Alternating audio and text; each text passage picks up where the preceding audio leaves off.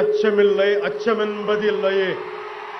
இச்சகத்து உள்ளுரெல்லாம் எதிர்த்து நின்று போதினும் அச்சமில்லை அச்சமில்லை అచ్చమెన్బదిల్లయే. భయం లేదు భయం లేదు భయమన్నది లేనే లేదు. ఒక దుర్నీతి దుర్జన లోకమంతయు ఎదురొచ్చినా భయం లేదు భయం లేదు భయమన్నది లేనే లేదు. భయం లేదు కాబట్టే అసలే చీకటి గాఢాంధకారమైన వెళ్లే దారంతా గోతులు గుంతలు లోయలు అగాధాలు ఉన్నా ఇల్లేమో దూరమైన చేతిలో దీపం లేకపోయినా గుండె ధైర్యమే కవచంగా ధరించిన వాణ్ణి కనుకే అన్నీ ఒక్కడే అయి అన్నీ ఒక్కడే అయి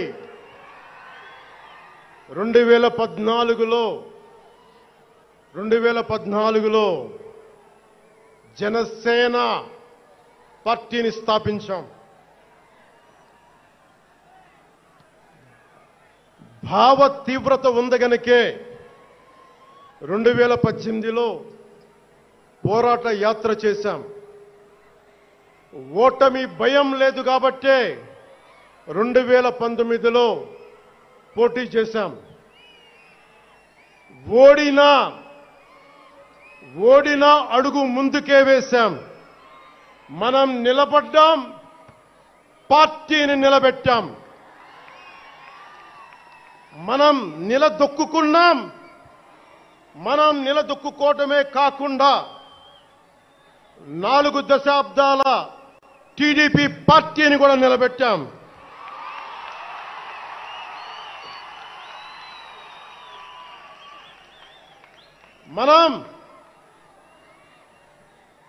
మనం ఓడినప్పుడు 2019లో మీసాలు మెలేశారు, జబ్బలు చరిచారు, తొడలు కొట్టారు, మన ఆడపడుచుల్ని అవమానించారు, ప్రజల్ని నిరంతరం హింసించారు. ఇదే న్యాయమని మన నాయకులు, మన జన సైనికులు, మన వీర మహిళలు అందరూ అడిగితే,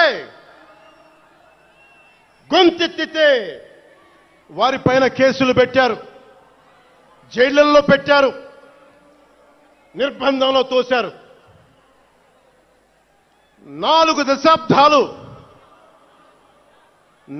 దశాబ్దాల సుదీర్ఘ రాజకీయ అనుభవం ఉన్న నాయకుణ్ణి అక్రమ కేసుల్లో బంధించారు. వారి తెలుగుదేశం పార్టీ కార్యకర్తల్ని, సీనియర్ నాయకుల్ని రోడ్డు మీదకి రావాలంటే భయపడేలా చేశారు. ఇక నాలాంటి వాణ్ణి తిట్టని తిట్టు లేదు, పాల్ చేయని అవమానం లేదు, చేయని కుట్ర లేదు, వేయని కుతంత్రం లేదు. ఈ ఎన్నికల్లో అసెంబ్లీ గేటును కూడా తాకలేవు అని మనల్ని ఛాలెంజ్ చేసి సరిచిన ఆ తొడల్ని బద్దలు కొట్టాం. ఏం చేశాం? బద్దలు కొట్టాం. బద్దలు కొట్టి ఆంధ్రప్రదేశ్ అసెంబ్లీలో 21 మంది ఎమ్మెల్యేలతోటి, పార్లమెంటులో 2 ఎంపీలతోటి అడుగు పెట్టాం.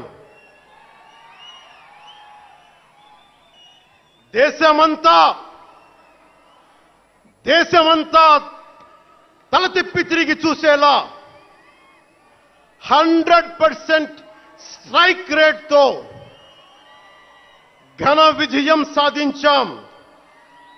ఎన్డీఏ కూటమి ప్రభుత్వాన్ని నిలబెట్టాం. ఈ రోజు జయకేతనం ఎగరేస్తున్నాం. జై జనసేన, జై జనసేన, జై జై జనసేన, జై.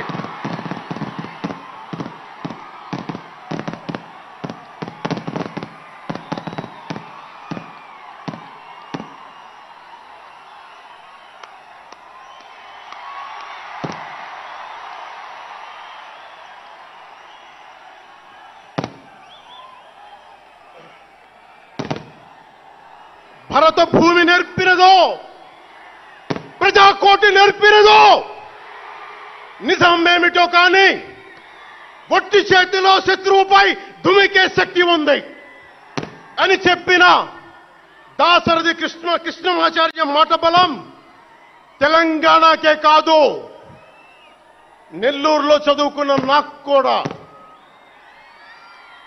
అందుకేనేమో అలా మన జనసేన జన్మస్థలం తెలంగాణ అయ్యింది, కర్మస్థలం ఆంధ్ర అయ్యింది. రుద్రవీణ వాయిస్తా, అగ్ని ధారలు కురిపిస్తా, తిరుగుబాటు జెండా పట్టిస్తా, దుష్ట పాలన నుండి విముక్తి కలిగిస్తా అన్న కృష్ణమాచార్య మాటలు మాకే కాదు, మబ్బుల్లో పరిగెత్తే పిడుగులు, వేట కోసం బయటకొచ్చిన కొదమ సింహాలు వారికి కూడా ఊతమిచ్చినాయి. ఊతమివ్వబట్టే 24 ఎన్నికల్లో దాష్టీక ప్రభుత్వాన్ని దించి కూటమి ప్రభుత్వాన్ని, ఎన్డీఏ కూటమి ప్రభుత్వాన్ని గెలిపించారు. అందుకని మీ అందరికీ గుండెల్లోతుల్లో నుంచి ధన్యవాదాలు.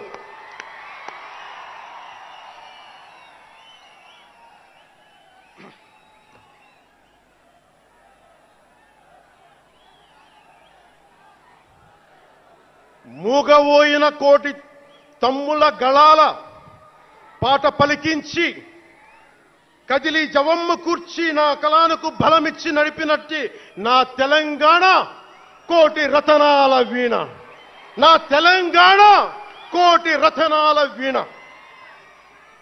అలాంటి కోటి దివిటీల క్రాంతి జ్యోతి తెలంగాణకు ఆ రోజున కరెంట్ షాక్ తగిలి చనిపోబోయిన నాకు కొండగట్టు ఆంజనేయుడి దయ,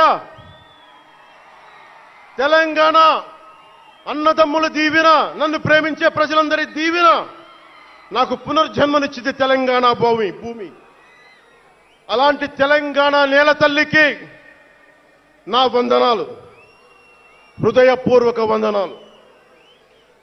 బండెన్క బండి గట్టి 16 బండ్లు గట్టి ఏ బండిలో పోతావు కొడక నైజాం సర్కారోడా అని కాలిక గజ్జగట్టి, చేత కర్రబట్టి కాలిక గజ్జ కట్టి ఆటనే పాటనే ఆయుధంగా మలిచిన వాడు, యువత గుండెల్లో పోరాట స్ఫూర్తిని నింపిన వాడు, నేను కనిపిస్తే ఎలా ఉన్నావురా తమ్మి అని ఆప్యాయంగా పలకించే మన మధ్య లేని నా అన్న, నా గద్దరన్న,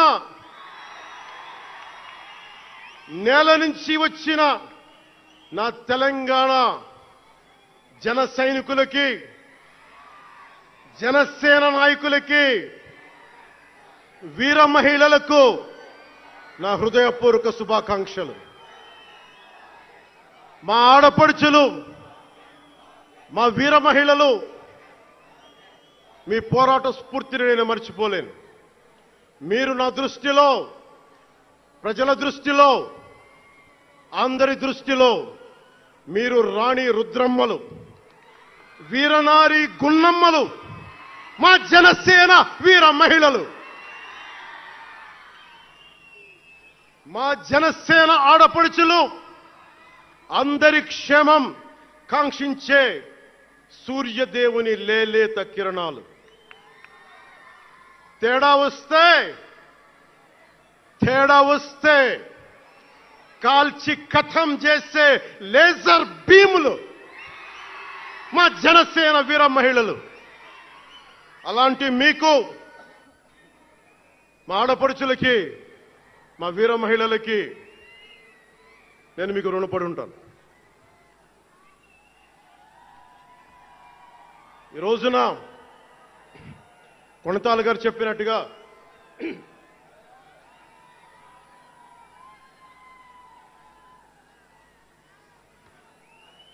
సీనియర్ నాయకులు కొణతాల గారు చెప్పినట్టుగా ఈరోజు హోలీ పర్వదినం.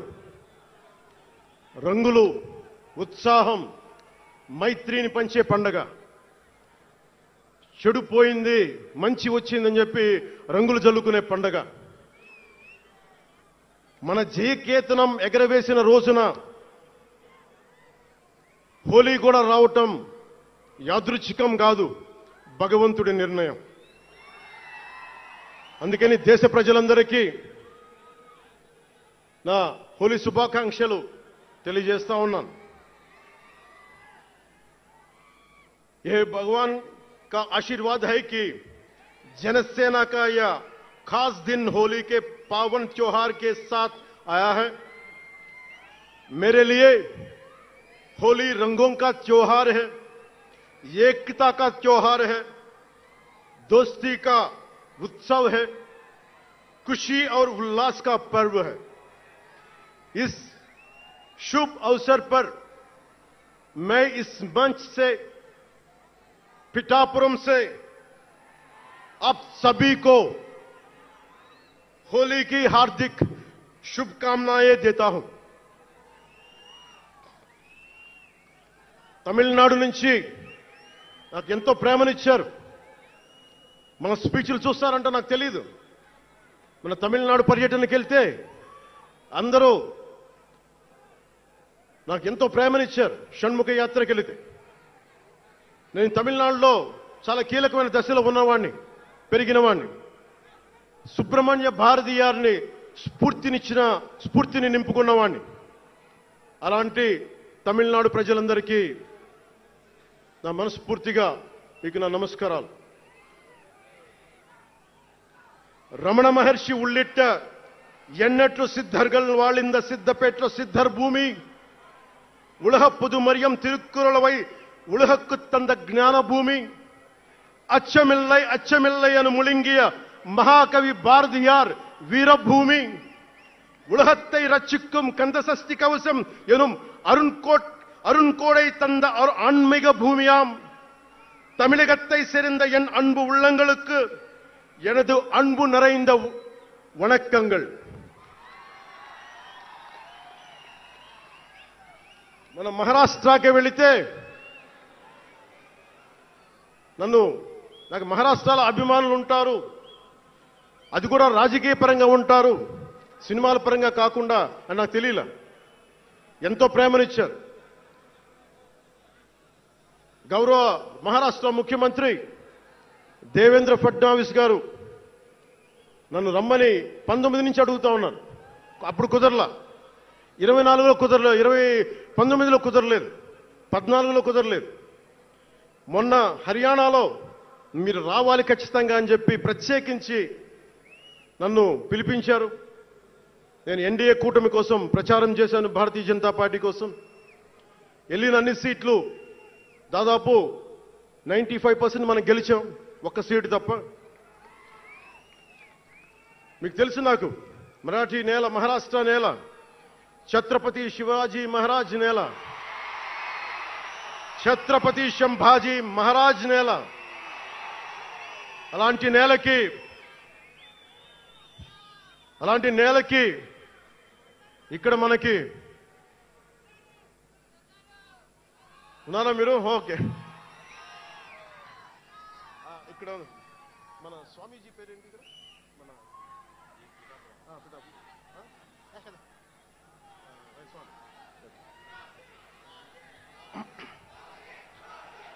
छत्रपती शिवाजी महाराज आणि छत्रपती संभाजी महाराज यांच्या महाराष्ट्र भूमीतून आलोल्य सोलापूर, लातूर, बिल्लारपूर सारख्या जिल्ह्यांतील जनसैनिकांना माझा मनपूर्वक नमस्कार.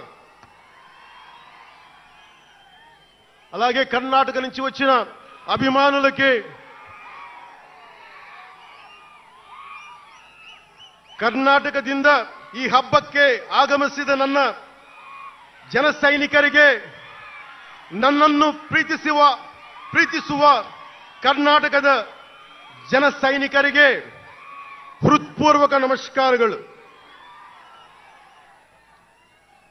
చాలా భాషలు అయిపోయినాయి కదా. అది మీకు అర్థమైంది కదా. రెండు భాషలు ఒక్క భాషలా కాదు. భారతదేశానికి కావాల్సింది తమిళనాడుతో సహా we need multiple languages, not just two. We need multiple languages to keep, not just for the integrity of the country, but also to understand each other, to share love with each other. అందుకనే బహుభాష భారతదేశానికి మంచిది. చెప్తామా భారత్ మాతా కి జై. బోలో భారత్ మాతా కి.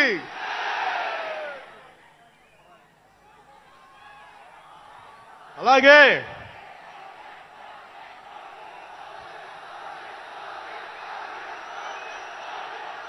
చేద్దాం వస్తుంది.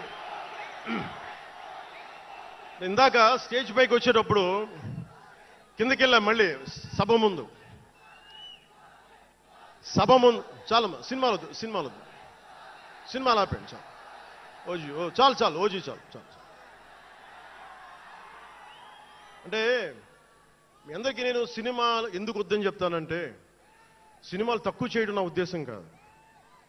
మీరు ఓజీ సినిమాకి వెళ్ళి జనసేన జిందాబాద్ అని ఎలా అనకూడదు, ఇక్కడికి వచ్చి సినిమా ఎందుకు అనకూడదంటే, ప్రాణాలు తెగించున్నారు ఇక్కడ వాళ్ళందరూ, ఇక్కడ జన సైనికులు. ఎందుకు సినిమా మాట్లాడకూడదు అంటే, 450 మంది పైచీలకు జన సైనికులు సినిమాలను కాదు సిద్ధాంతాలు నమ్మి చనిపోయారు. వారి గౌరవం కోసం.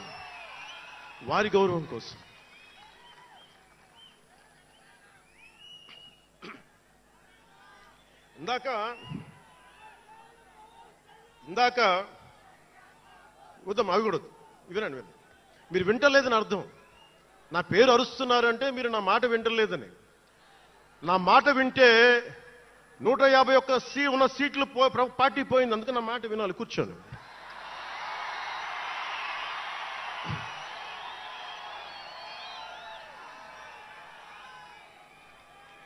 ముందుగా నేను 11 సంవత్సరాల క్రితం పార్టీ పెట్టినప్పుడు, ఈరోజు మీకు డేటాలు చెప్పను, ఎన్డీఏ ప్రభుత్వం గురించి వీటిని చెప్పలేను. నేను మీతోటి 11 సంవత్సరాలు పార్టీని ఎలా నడిపాం, ఏ బేసిస్తో నడిపాం, నా కష్టాలేంటి, నేను పడ్డ ఇబ్బందులేంటి, కొన్ని పంచుకుంటాను. అన్ని పంచుకుంటే సంవత్సరం కావాలి. నేను ఓటమిలు ఎలా ఉంటాను, గెలుపులు ఎలా ఉంటాను.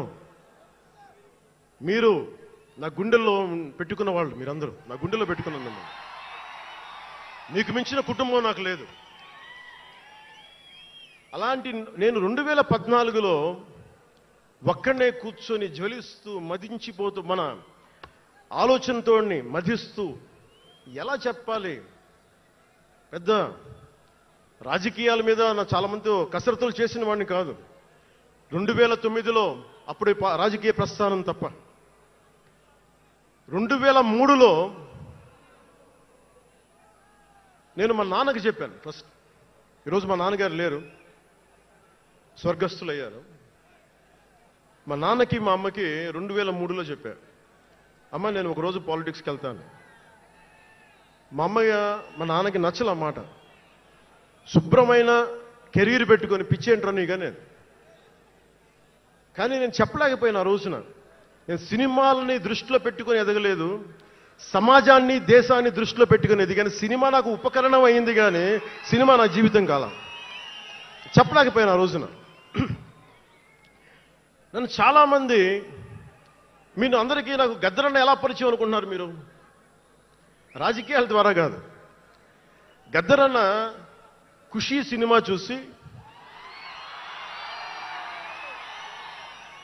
మా అన్నయ్య గారిని పట్టుకొని మా అన్నయ్య గారి దగ్గరికి వచ్చి, మా పెద్దన్నయ్య గారి దగ్గరికి వచ్చి, మీ తమ్ముడిని కలవాల్సిందే నేను. మా అన్నయ్య ఫోన్ చేశారు, అని నేను గద్దర్ గారు కలుస్తారంటారా. నాకు గద్దర్ గారంటే ఇష్టం చిన్నప్పటి నుంచి, మా నాగబాబు గారి దయ వల్ల. సరే కలిస్తే ఆయన ఎంత క్షుణ్ణంగా ఆయన పరిస్థితి చెప్పాడంటే, అది నువ్వు దేశం కోసం సమాజం కోసం ఆలోచించేవాడివి. నీ ఏ మేరా జహా అనే పాటలో నువ్వు భరతమాతని సంఖ్యలలో బంధించి పెట్టావు కదా, నీ భావం నాకు అర్థమైందిరా అన్నాడు. నువ్వంటే నాకు ఇష్టం రా తమ్మి అని చెప్పి ఆ రోజు నుంచి మాకు స్నేహం. అది నాకు అన్నా తమ్ముడు బంధమైందని ఆయన చనిపోయేలోపు. అలాగే 2006లో నేను విపరీతంగా ఒక పిహెచ్డి కోసం, ఒక స్కాలర్ ఎలా చదువుతాడో పుస్తకాల మధ్యలో సినిమాలు చేశాను. అందుకే నా సినిమాలు మీకు నచ్చుండకపోవచ్చు ఆ రోజున. కానీ నా జ్వలనాన్ని ఎక్కడో ఢిల్లీలో కూర్చొని ఒక్కళ్ళు, ఢిల్లీ యూనివర్సిటీలో పనిచేసే ఒక ప్రొఫెసర్, ప్రకాశం జిల్లాకు చెందిన వ్యక్తి, నాకు తెలియదు ఆయన ప్రకాశం జిల్లా వ్యక్తి. నా రోజున ఆయన వచ్చి మిమ్మల్ని కలవాలని చెప్పి ఒక నెల రోజులు నా వెంట పడితే ఆయన కలిశారు. ఆయన వచ్చి నన్ను ఒకే ఒక మాట అడిగారు 2006లో, మీరు రాజకీయాల్లోకి వస్తారా? బహుజన సిద్ధాంతం మేము ముందుకెళ్తాం. చాలామంది అడిగి నన్ను పంపించారు, మీరు సంసిద్ధం అంటే నేను మాట్లాడతాను, నేను కదుపుతానంటే. ఆ రోజున నాకు ఇంకా మెచ్యూరిటీ లేదు. ఒక కుటుంబాన్ని నడపడానికే చాలా శ్రమ పడాలి. ఒక కుటుంబాన్ని ఏకతాటిపైన తీసుకురావాలంటే నేను కష్టపడాలి. ఒక సినిమా చేయాలంటే నేను ఇంత కష్టపడాలి. ఇన్ని కోట్ల మందికి సంబంధించిన జీవితాన్ని ఒక భావంతో కట్టిపడేయాలంటే నాకు ఇంకా అంత మెచ్యూరిటీ లేదు. మెచ్యూరిటీ వచ్చిన రోజున మీకు తెలియజేస్తానని చెప్పాను.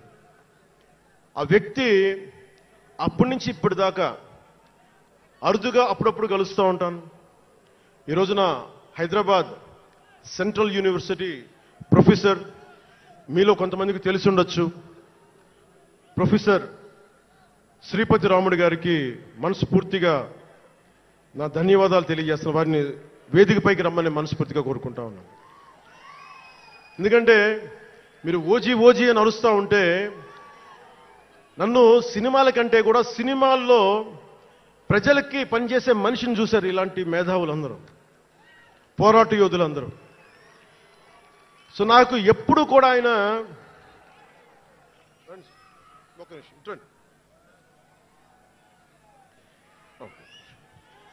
ప్రొఫెసర్ గారు మన జనసేన పార్టీ కాదు, ఆయన ప్రొఫెసరే. బహుజన సిద్ధాంతాల కోసం, అంబేద్కర్ ఆశయాల కోసం, అణగారిన వర్గాల కోసం నిలబడ్డ వ్యక్తి. ఆయన చాలామంది విద్యార్థుల్ని పిహెచ్డీలకి సిద్ధం చేసే వ్యక్తి. మన దగ్గరున్న బేతపూడి విజయ్ కుమార్ గారు కూడా ఆయన శిష్యుడే. ఇలాంటి శిష్యులు ఎంతమంది తయారు చేసి ఆయన జనసేన ఎప్పుడు నాకు అండగా ఉంటారు. ఓడిపోయినా నిలబడ్డా ఎప్పుడైనా సరే నమ్మకం ఏంటంటే మీరు ఉండాలి, మీరు రాణించాలని నిరంతరం తప్పించే శ్రీపతి రాముడు గారికి నేను ఇవ్వగలిగేది ఒకటే, నా గుండెల నుంచి ప్రేమ ఇవ్వగలను.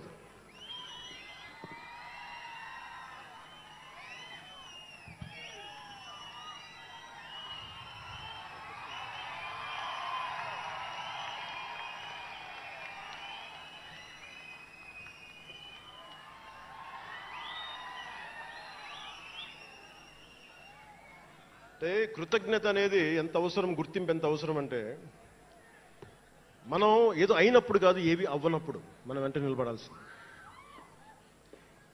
నేను థ్యాంకింగ్ నోట్స్ చెప్దాం అనుకున్నా. ఎవరికి చెప్పాలి? ముందుగా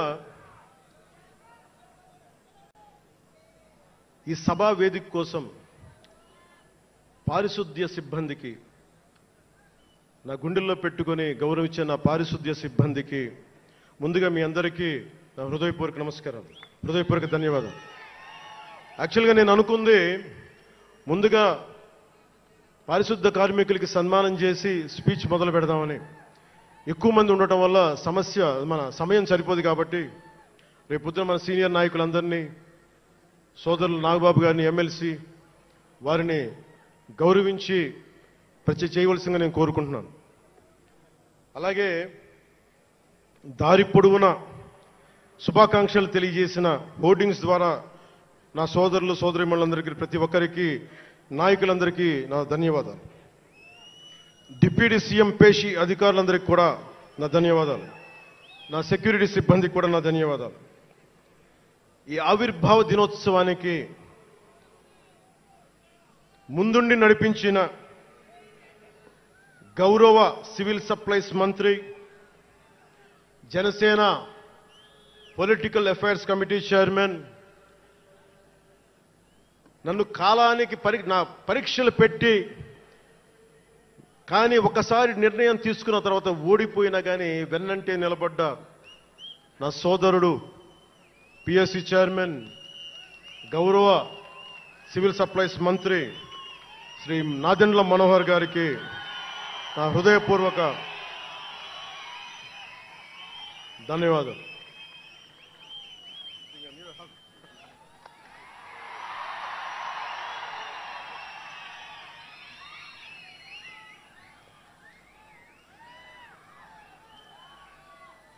అలాగే 2009 నుండి 10 నుండి ఆయన పాలిటిక్స్లో లేకపోయినా నేనంటే ఇష్టం తోటి ఎప్పుడు నా వెన్నంటే ఉండే హరిప్రసాద్ గారికి ఏం ఆశించాలా, జీతాలు తీసుకోవాలా, జీతభత్యాలు లేవు, ఉన్నంతలోనే అన్నిటికీ పాపాల భైరవుడు ఆయన.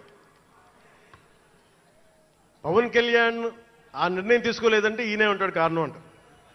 పవన్ కళ్యాణ్ తేలిక మాట నేస్తాడు అందరి మాట. పవన్ కళ్యాణ్ కొంచెం ఆలోచన ఉంటుంది కదా, ఎవరికి ఇవ్వాలి, ఎందుకు ఇవ్వకూడదు. కానీ ప్రతిదానికి నేను తీసుకున్న నిర్ణయాలకి ఆయన భరించాడు. అలాంటి అన్నిటినీ భరించి నా వెన్నంటే ఉన్న హరిప్రసాద్ గారికి మనస్ఫూర్తిగా నా ధన్యవాదాలు.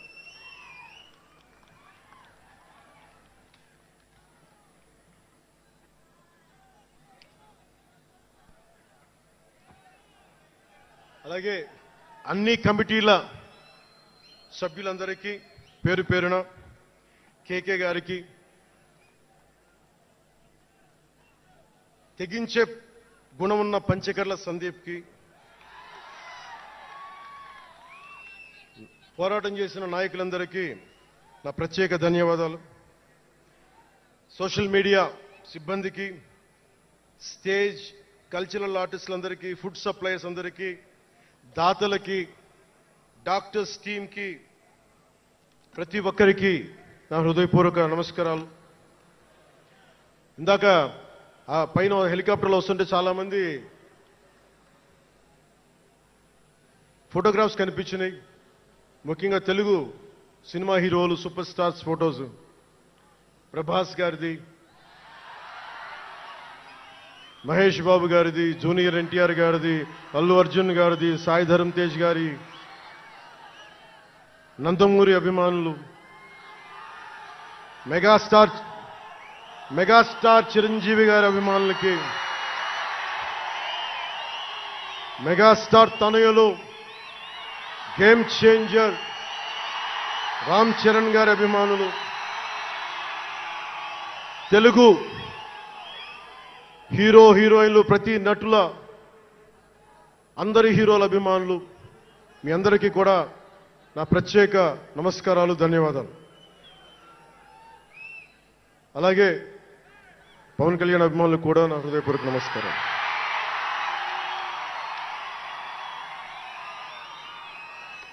మద్దతు ఇచ్చిన జనసేనతో పాటు ఎన్డీఏ కూటమి పక్షాలైన తెలుగుదేశం, బీజేపీ నాయకులకు, కార్యకర్తలకు నా ప్రత్యేక ధన్యవాదాలు. అసలు మనం ఇంత ఘన విజయం సాధించాం. మనం కలిసి పోరాటం చేశాం, కష్టాలు ఉన్నప్పుడు చెయ్యనందించాం. అది గుర్తుపెట్టుకొని ఈ రోజున డిప్యూటీ ముఖ్యమంత్రి, ఉప ముఖ్యమంత్రిగా కలిసి ఒక వ్యక్తితో బలవంగా ప్రయాణం చేస్తా ఉన్నాను. 4 దశాబ్దాల సుదీర్ఘ అనుభవం రాజకీయ నాయకులు, హైటెక్ సిటీని రూపకల్పన చేసిన దార్శనికుడు, క్లేమోర్ మైన్స్ తోటి పేల్చేస్తే కింద పడితే దులుపుకొని మళ్ళీ రాజకీయాల్లో తిరిగి నెక్స్ట్ డే డ్యూటీలోకి వచ్చిన బలమైన నాయకుడు శ్రీ గౌరవ ముఖ్యమంత్రి శ్రీ నారా చంద్రబాబు నాయుడు గారికి, వారి తనయులు శ్రీ నారా లోకేష్ గారికి నా హృదయపూర్వక ధన్యవాదాలు, నమస్కారాలు.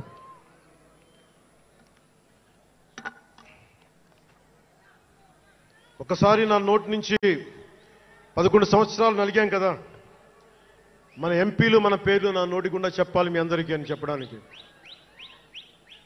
నాదెండ్ల మనోహర్ గారికి, కందుల దుర్గేష్ గారికి, ఎంపీలు తంగెళ్ల ఉదయ్ శ్రీనివాస్ గారికి, వల్లభనేని బాలశౌరి గారికి, కొణిదెల నాగబాబు గారికి, హరిప్రసాద్ గారికి, నిమ్మక జయకృష్ణ గారికి, లోకం మాధవ గారికి, కొనతాల రామకృష్ణ గారికి, పంచకల్ల రమేష్ బాబు గారికి, సుందరపు విజయ్ కుమార్ గారికి, చనిపోయిన వంశీకృష్ణ యాదవ్ గారికి, పంతం నానాజీ గారికి, బత్తుల బలరామకృష్ణ గారికి, శ్రీ దేవివర ప్రసాద్ గారికి, గిడ్డి సత్యనారాయణ గారికి, పులపర్తి ఆంజనేయులు గారికి, బొమ్మిడి నాయకర్ గారికి, బోలిశెట్టి శ్రీనివాస్ గారికి, పొత్సమాత ధర్మరాజు గారికి, చిర్రి బాలరాజు గారికి, మండలి బుద్ధప్రసాద్ గారికి, ఆర్ శ్రీధర్ గారికి, ఆరణి శ్రీనివాసులు గారికి, 2000 పవన్ కళ్యాణ్ మర్చిపోయా,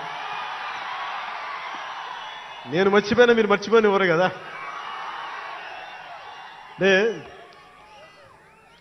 ఇది మనం 11వ సంవత్సరం, వారు 11కి అంకితం చేశాం.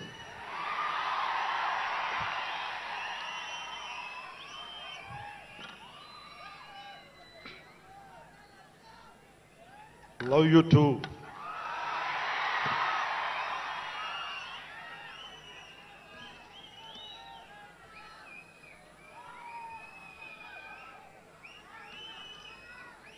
అలాగే ఈ సభకి పోలీస్ వ్యవస్థ మీకు తెలుసు, మనం ఎంత నలిగిపోయామో.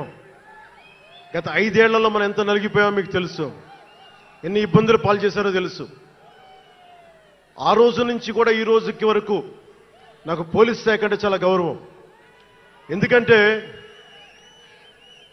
పోలీస్ శాఖకి స్వయం నిర్ణయాలు చేసే హక్కు ఉండదు, డ్యూటీయే ఉంటుంది. బ్రిటిష్ వాళ్ళు పరిపాలించినప్పుడు పోలీస్ కూడా బ్రిటిష్ అధీనంలో పనిచేశారు తప్ప వాళ్ళకి ఇవ్వబడ్డ డ్యూటీ చేశారు. భగత్ సింగ్ని కొట్టమంటే కొట్టారు, జైల్లో పెట్టమంటే పెట్టారు, గాంధీ గారిని లాక్కెళ్ళిపోమంటే లాక్కెళ్ళిపోయారు. వాళ్ళు చేయకపోతే అది డ్యూటీకి విరుద్ధం అవుతుంది, చేయక తప్పదు. మరి అదే పోలీస్ ఆ రోజున వచ్చారు. స్వాతంత్రం వచ్చిన తర్వాత మిలిటరీ కూడా అంతే. అందుకనే నాకు పోలీస్ శాఖ మీద ఎప్పుడు వ్యక్తిగతంగా కోపం ఉండదు, ఏదో కొద్దిమంది వ్యక్తులు ఎక్కువ చేస్తే తప్ప. అలాగా ఈ రోజున చాలా గొప్పగా నిలబడ్డ, సహకరించిన పోలీస్ అధిపతి డీజీపీ గారికి, కాకినాడ జిల్లా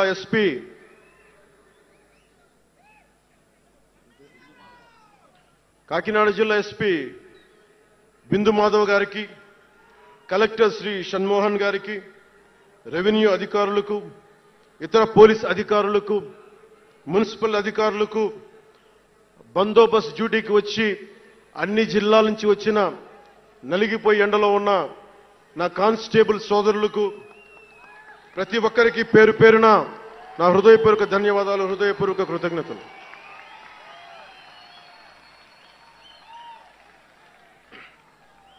నా ఇష్టం, నా కోరిక ఎప్పుడూ సగటు మనిషిగా ఉండటమే. తన పని తను చేసుకుంటూ ఉండటం, ఎవరి జోలికి వెళ్లకుండా ఉండటం, బతికేయడం, తన కుటుంబం వరకు జీవితాన్ని కుదించడం సగటు మధ్యతరగతి మనిషిగా బతకాలనేదే నా కోరిక చిన్నప్పటి నుంచి. మా నాన్న కోరిక ఏంటంటే, నేను ఇంటర్ చదువుతున్నప్పుడు, అరే నేను డిగ్రీ చదవలేకపోయి, నువ్వు డిగ్రీ చదివి కనీసం నువ్వు ఎస్ఐగా సెలెక్ట్ అయితే నువ్వు కనీసం డిఎస్పీ కంటే కొంచెం పై ర్యాంక్లో నువ్వు రిటైర్ అవుతారు అని చెప్పాడు మా నాన్న. దురదృష్టవశాత్తు నేను డిగ్రీ చేయలేకపోయా. కానీ నేను అంటే నాకు అంతకుమించి కోరికలు లేవు, అది చెప్పడానికి నా ఉద్దేశం. చాలా చిన్న జీవితాలు మాయి. మా అన్నయ్య గారు ఏదో పొరపాటు యాక్టర్ అయిపోయి తప్ప నాకు రావాలి నేను ఎప్పుడు అనుకోలే. అదే నెల్లూరులో, అదే ఫతేఖాన్పేటలో చిన్న ఇంట్లో ఇంకొక మామిడి మొక్క ఉంటే బాగుంటుంది అనుకున్న కోరిక తప్ప కోట్లు సంపాదించాలి, పేరు రావాలని ఎప్పుడు ఆశించాల. సో నన్ను ఎలా పెంచారు మా ఇంట్లో అంటే మీరు ఆశ్చర్యపోతారు. మొన్న నా friend Anand Sai TTD board సభ్యుడిగా నియమితులయ్యారు. అతను చెప్తా ఉన్నాను నాకు ఈ మధ్యన, నన్ను ఎలా పెంచారంటే మా ఇంట్లో వాడు అతని ఆనంద్ సాయి మాటల్లో, చిన్న తంబి అని తమిళ సినిమా ఉంటుంది, మన తెలుగులో చంటి అని సినిమా తీశారు. చిన్న తంబి కదా అవునా? అందులో హీరోయిన్ ఎలా పెంచుతారు ఇంట్లో నుంచి బయటికి వెళ్లకుండా, చంటిలో హీరోయిన్ మీనాని ఎలా పెంచారు ఇంట్లో నుంచి బయటికి వెళ్లకుండా, మా ఇంట్లో నన్ను అలా పెంచారు. వీడి బయటికి వెళ్తే ఏమైపోతాడో, సున్నితమైన వ్యక్తి, వీడికి ఆస్తమా ఉంది, వీడికి ఇలాంటి పరిస్థితుల్లో నన్ను ఇంట్లో నుంచి కదలనివ్వకుండా, ఎక్కడికి వెళ్ళనివ్వకుండా, ఎక్కడికన్నా బయటికి వెళ్తే పంపించారు. ఒకరోజు చెన్నైలో నేను అన్నానగర్లో కంప్యూటర్ ప్రోగ్రామింగ్ కోర్స్ చేసేవాడిని ఒక సంవత్సరం పాటు. ఆ ప్రోగ్రామ్ ఫైనల్ చేసే పరిస్థితుల్లో టైం 10:30 అయింది, 10:30 రాత్రి. ఇంటికి వెళ్ళడం గంట లేట్ అయింది. అంటే మనం సాయంత్రం 6 గంటలకల్లా వెళ్ళిపోవాలి. ఆ రోజు 10:30కి వెళ్తే చెప్పా పెట్టకుండా, అంటే మన కొంచెం లేట్ అయింది ఎగ్జామ్స్ వల్ల. ఇంటికి వెళ్ళేటప్పటికి ఎలా ఉంది అంటే, ఇంట్లో ఆడపిల్ల వెళ్ళిపోతే ఇల్లు ఎలా ఉంటుందో, 10:30కి నేను ఇంటికి వెళ్తే మా అన్నయ్య షూటింగ్ నుంచి క్యాన్సిల్ చేసుకుని వచ్చేస్తా ఉన్నారు. మా వదిన ఇంట్లో హాల్లో ఉంది, మా నాగబాబు వీధి బయట తిరుగుతూ ఉన్నాడు. మొత్తం అందరూ ఏమైపోయాడు, ఎక్కడికి ఏమైపోయాడని. నేను ఎగ్జామ్ రాసి వస్తున్నాను, బస్సులు దొరకలేదు నాకు, 2 బస్సులు మారి రావాలని చెప్పాను. నాకు కార్లు లేవు ఆ టైంలో. అంటే అలాంటి నన్ను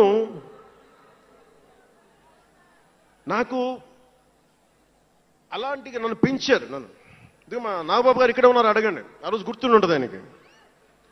అలాంటి నన్ను పాలిటిక్స్ చేస్తానని కానీ, సినిమాల్లోకి వస్తానని కానీ ఎవరు ఊహించల. ఎందుకంటే నేనే ఊహించల. పోనీ 18 ఏళ్ల వయసులోనో 20 ఏళ్ల వయసులోనో 10:30కి లేటుగా వచ్చామంటే ఒక అర్థం ఉంటుంది. అక్కడమ్మాయి ఇక్కడ అబ్బాయి, గోకులంలో సీత, సుస్వాగతం, తొలి ప్రేమ చేస్తున్న సమయంలో, మేబీ తొలి ప్రేమ ముందు అటో ఇటో, సంగీత్ థియేటర్లో, హైదరాబాద్ సంగీత్ థియేటర్లో క్లింట్ ఈస్ట్వుడ్ నాకు ఇష్టమైన హీరో, అతను సినిమాకి వెళ్ళా. బ్రిడ్జెస్ ఆఫ్ మాడిసన్ కౌంటీ అని ఒక ఇంగ్లీష్ నవల్ ఆధారంగా తీశారు. అది నాకు ఇస్తుంది ఆ నవల్. సో ఎలా తీశారని చెప్పి నేను షూటింగ్ రిలీజ్ కూడా అయిపోయినట్టుంది తొలి ప్రేమ. నేను నా ఫ్రెండ్ ఆనంద్ సాయిని, హరీష్ పాయిని, ఇంకో 2-3తోటి సెకండ్ షోకి వెళ్ళా. సెకండ్ షోకి వెళ్ళి ఇంటికి వస్తే కింద మా నాన్న, ఇంట్లో పైన రూమ్లో పడుకోవాల్సిన మా నాన్న కింద కుర్చీ వేసుకొని ఓ నీల్ కమల్ చైర్ వేసుకొని నా కోసం వెయిట్ చేస్తా ఉన్నాడు. ఎక్కడికి రా వెళ్ళామని. షూటింగ్ అన్నాడు. షూటింగ్ అన్నాడు, సినిమాకి వెళ్ళానంటే ఆయన ఎట్లా తిట్టాడంటే నన్ను, నేను చాలా తప్పుడు పనులు చేసేస్తున్నట్టుగా, ఏదో బార్లో కూర్చొని తాగేసినట్టుగా. నేను అప్పటికి కొంచెం గుండె ధైర్యం తెచ్చుకొని చెప్పాను, అక్కడ మా నాన్న అంటే భయం. చిన్నప్పుడు చాలా కొట్టేవాడు మా నాన్న మమ్మల్ని. ఆ భయం నన్ను కొట్టింది తక్కువ కానీ మా అన్నయ్యని కొట్టింది ఎక్కువ. సో ఎముడికి మొగుల్లో ప్రసాద్ బాబు ఉంటాడు. చిరంజీవి గారు పక్క వ్యక్తిని కొడితే ఇతను లైన్లోకి వచ్చేస్తాడు. అక్కడ నేను డిసిప్లిన్లోకి వచ్చాను. అట్లాగే వీళ్ళని కొడితే నేను డిసిప్లిన్లోకి వచ్చాను. నాకు ఆయన కొట్టక్కర్లేదు, నేను డిసిప్లిన్గా ఉంటాను. సో నాకు మా నాన్న చూడగానే భయం వేసింది, కొడతాడా గబుక్కున్నా బాగుండదేమో అనుకునేవాడిని. నేను చెప్పాను కొంచెం బలం తెచ్చుకొని 3 సినిమాలు హిట్లు వచ్చినాయి, 4వ సినిమా రిలీజ్ అయ్యి హిట్ అయిన తొలి ప్రేమ. నాన్న నేను హీరోనన్న సంగతి కూడా మర్చిపోకు, నువ్వు అర్థం చేసుకో అని చెప్పాను. ఇంకా ఎక్కువ తిట్టాడు.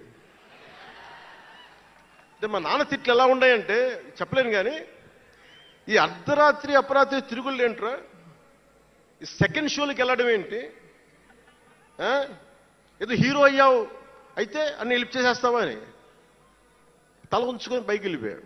అంటే అలాంటి నేను ఇన్ని కోట్ల మందికి సంబంధించిన పాలిటిక్స్ చేయాలంటే భగవంతుడు రాసిన రాత కాకపోతే నేను కోరుకున్నదా కాదు అది.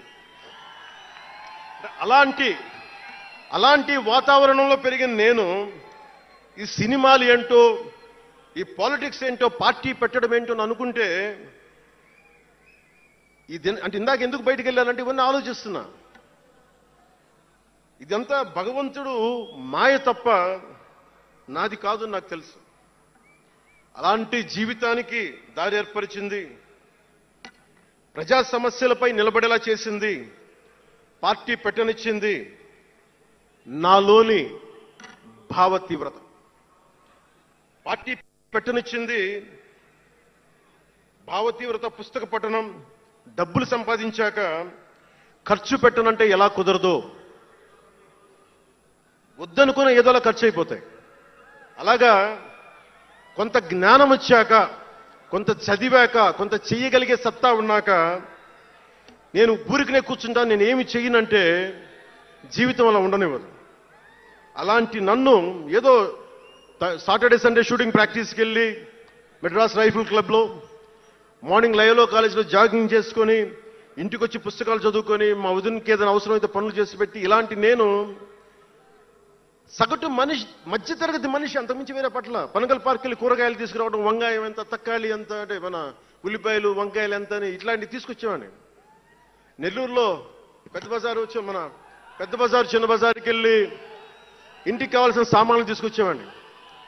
నాకు అంతకుమించి జీవితాన్ని కోరుకోలేదు నేను. అలాంటిది నేను యాక్టర్ అయ్యాను, ఈ రోజున పొలిటికల్ లీడర్ అయ్యాను, దేశమంతా గుర్తించే అయ్యానంటే ఇది ఏది కూడా నేను కోరుకుంది కాదు, నాకు ఇవ్వబడింది. అందుకే నేను కర్మే చేస్తాను, నేను ఫలితం ఆశించను.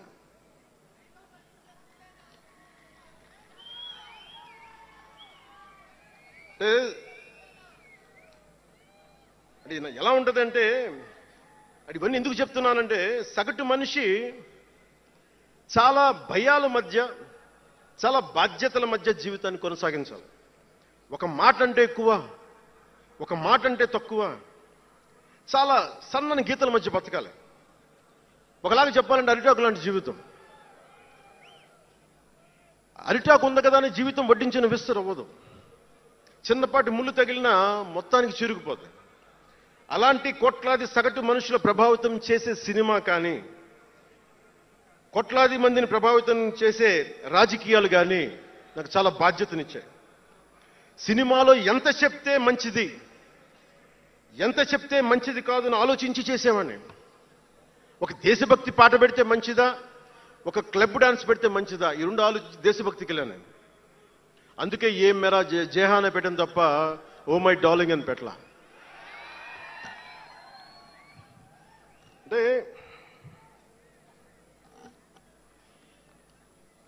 ఎందుకు నేను ఆలోచిస్తానంటే, మనిషి మనెవరూ శాశ్వతం కాదు. మాట అది మంచైనా చెడైనా, అందుకే ఆలోచించే మాట్లాడతాను ఎప్పుడు. ఈ అన్న మాట ఒక తరం 2-3 తరాలు ఉండిపోతే పర్యవసానం ఏంటి, ఎనీ పబ్లిక్ పాలసీ, ఇవన్నీ ఆలోచించి నేను జనసేన కోసం ప్రతిపాదించిన 7 సిద్ధాంతాలు చాలా మదించి, శోధించి, తర్కించి మీ ముందు పెట్టింది. సంవత్సరం కాదు, 2 సంవత్సరాలు కాదు, నేను టీనేజర్గా ఉన్నప్పటి నుంచి నాకు నెల్లూరు డైకస్ రోడ్లో డాక్టర్ కరీముల్లా గారు నాకు ఆస్తమాకు వచ్చినప్పుడల్లా నాకు డెర్ఫ్లిన్ ఇంజెక్షన్ ఇచ్చేవాళ్ళు. ఆయన కోసం వెయిట్ చేస్తూ ఉంటే ఒక బోర్డు నన్ను ఆకర్షించేది, prevention is better than cure అని. దాన్ని ఎప్పుడు గుర్తుండిపోయింది నాకు. అంటే వ్యాధి నివారణ కంటే, వ్యాధి చికిత్స కంటే కూడా వ్యాధి నివారణ మేలని.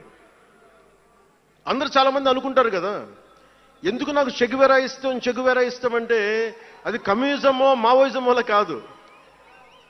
ఒకడు డాక్టర్ అయ్యండి, శారీరక రుగ్మతలు వస్తే బాగు చేసే డాక్టరు సమాజానికి పట్టే రుగ్మతలను ఎవడు బాగు చేస్తాడు అని చెప్పి డాక్టర్ వృత్తి వదిలి విప్లవకారుడు అయ్యాడు చూసారా, ఆ భావన నాకు ఇష్టం చెగువేరాలో.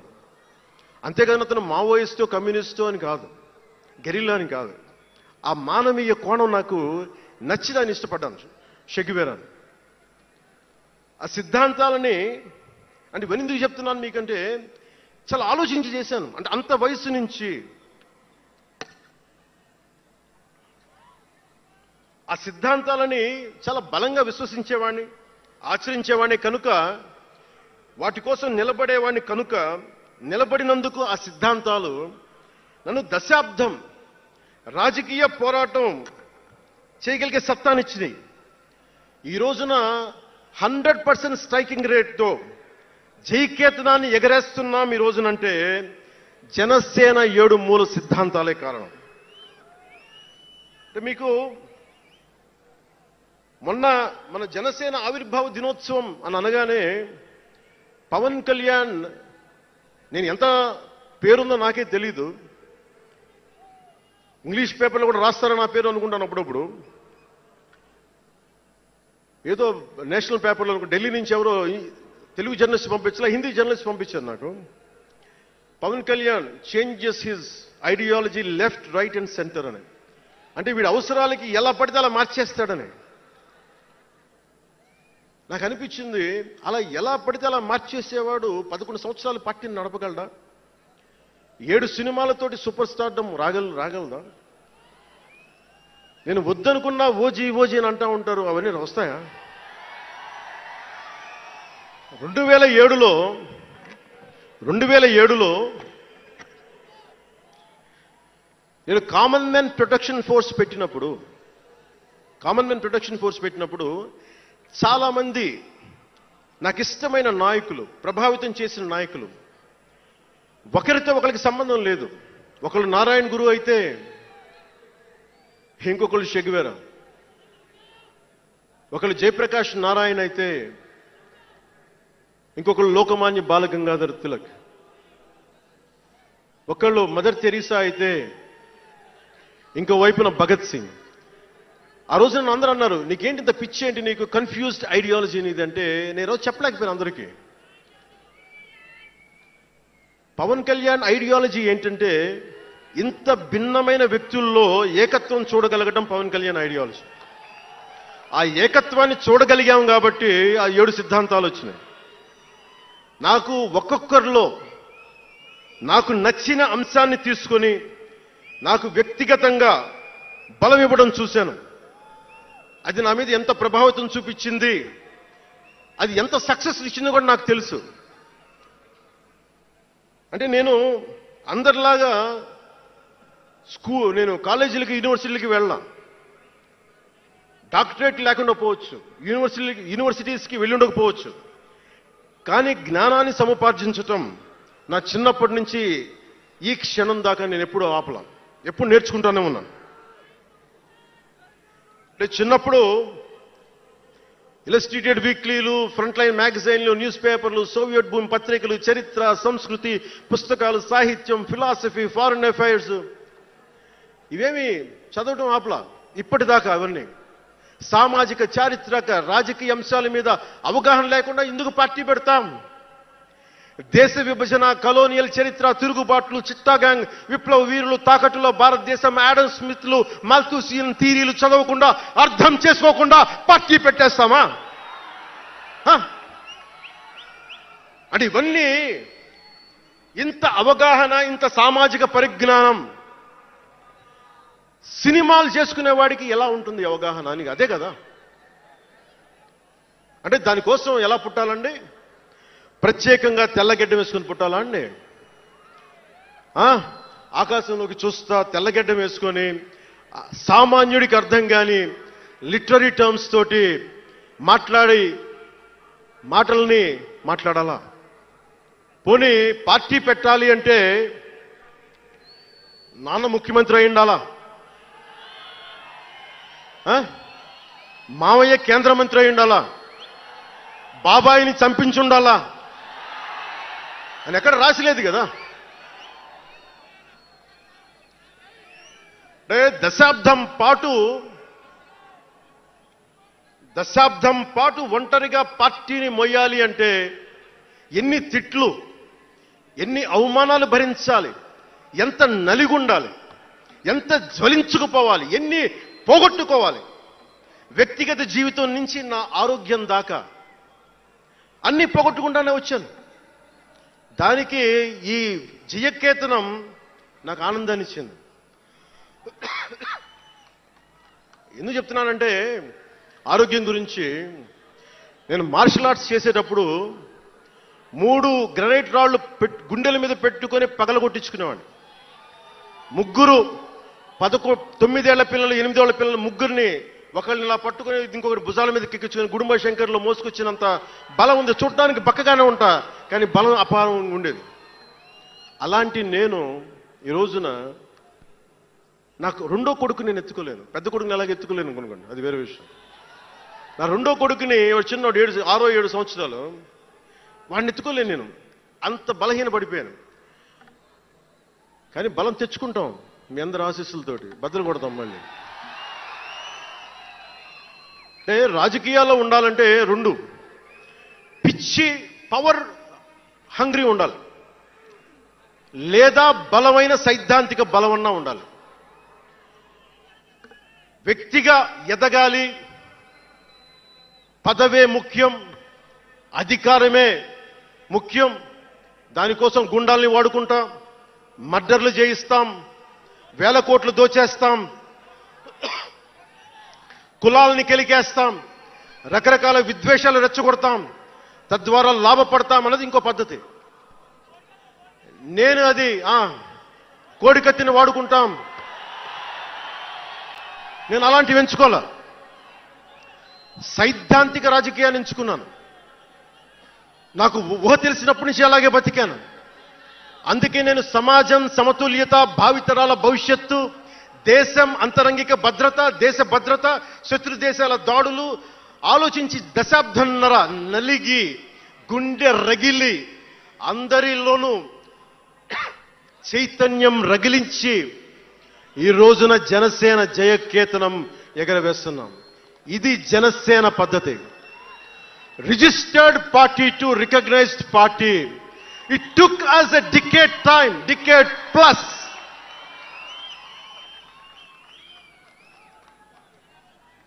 అంటే నువ్వు ఎలా మార్చేసుకుంటావంటారు. నువ్వు అలా పడితే ఎలా మార్చేసుకుంటావని మాట్లాడతారు.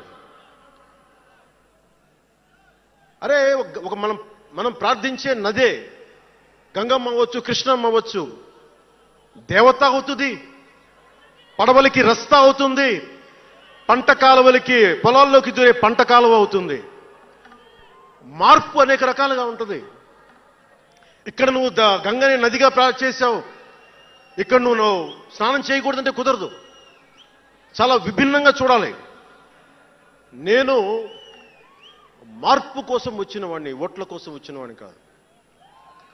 అంటే ఇన్ని మాట్లాడే ఈ ఇంగ్లీష్ పేపర్ వాళ్ళకి I want to give you an example. Who said Pawan Kalyan changes from left, right and center? Let me tell you this. One example from one of your journalist brotherhood, from your journalist brethren, Sri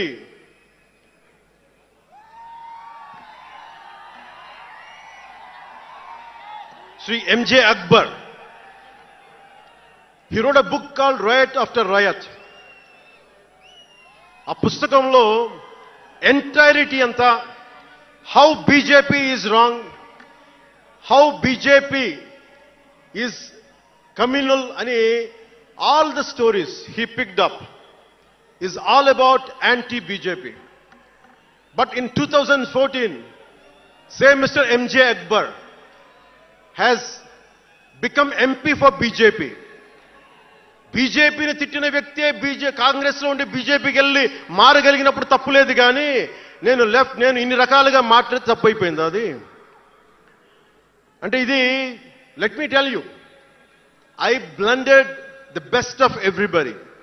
I have tested it on myself personally and applied to the party. That's why we got 100% striking rate.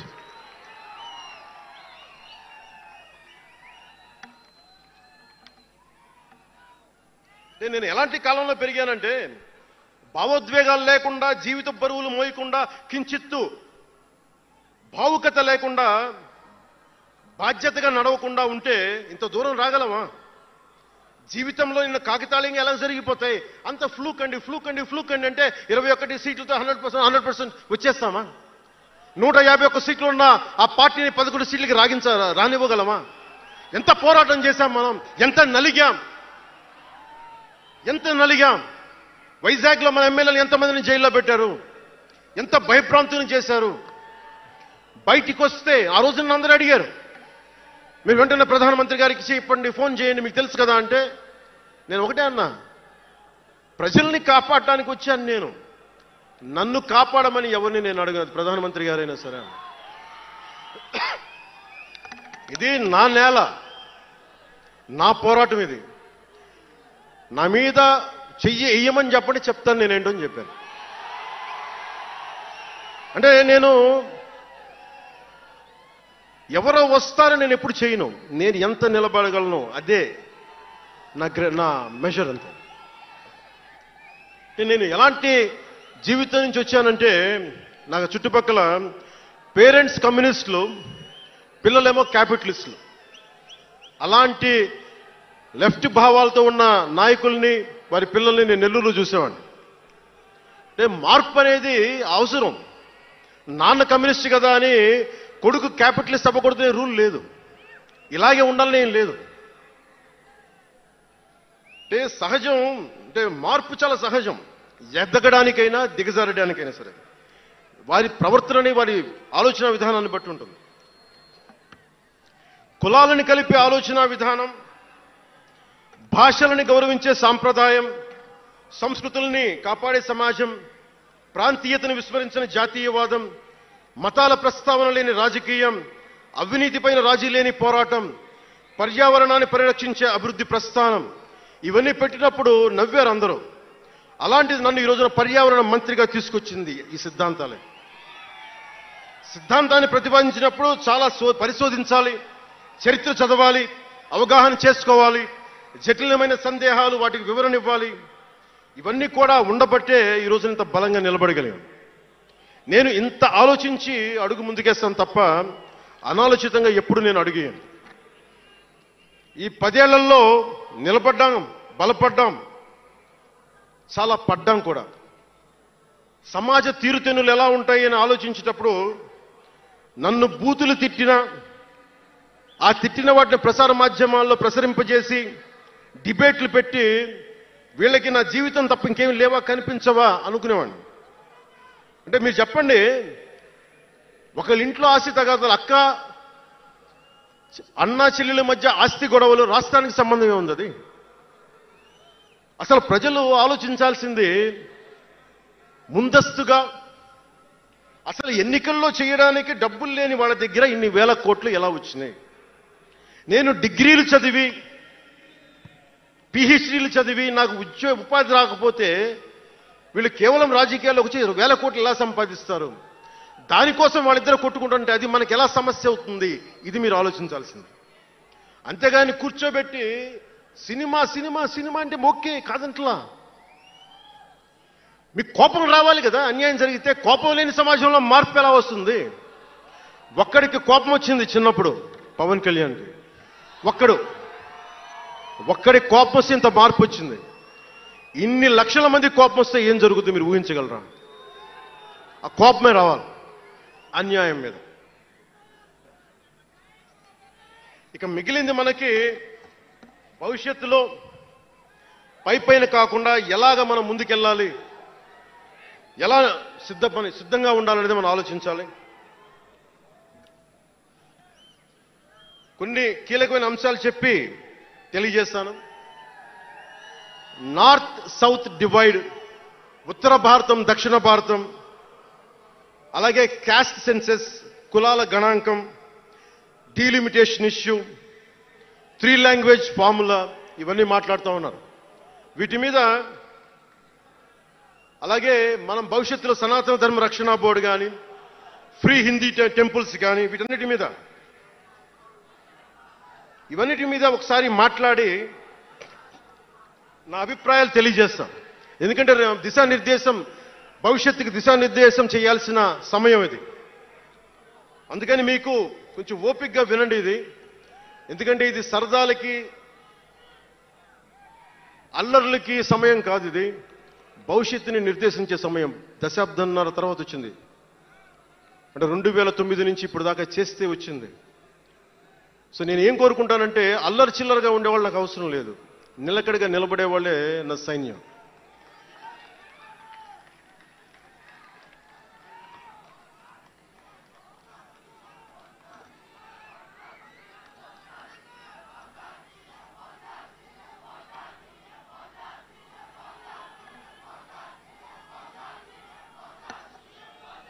నేను